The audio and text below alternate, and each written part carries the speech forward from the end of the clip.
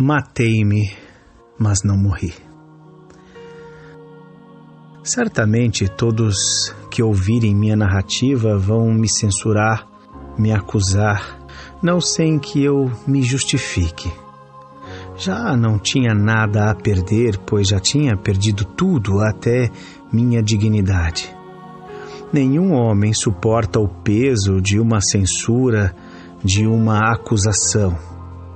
Apesar de ninguém dizer uma palavra sequer, minha consciência me acusava. Eu não pude resistir. Pensei em desertar, pensei em sumir, mas não ia adiantar, pois iam me encontrar.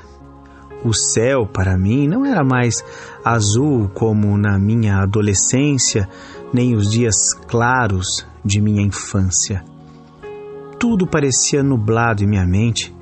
Não havia solução, então resolvi desfechar o golpe derradeiro, acabar comigo mesmo, me matar. E eu fiz com uma frieza e uma decisão tão firme que hoje eu não sei como tive coragem.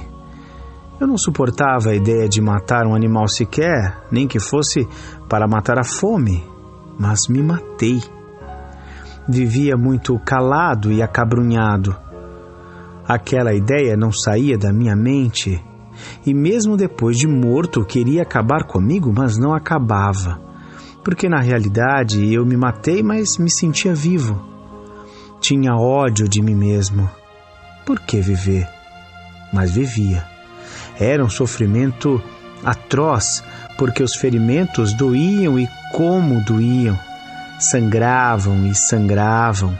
Minha cabeça era como um trovão e um relâmpago passava em minha visão. O que fiz, meu Deus? Eu não sabia mais de nada. Será que fiquei doido?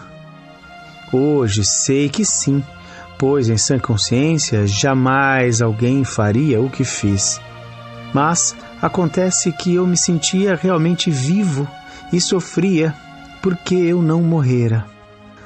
Vaguei, andei, gritei, tampei os ouvidos, mas não conseguia estancar o sangue que saía da minha cabeça.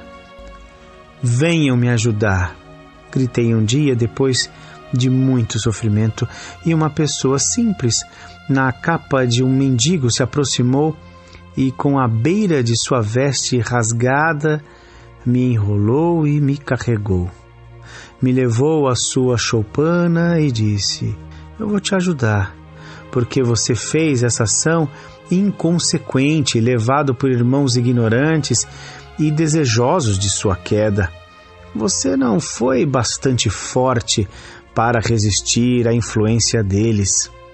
Vou deixar você aqui e pedir socorro a irmãos maiores, porque é a única coisa que posso fazer no momento.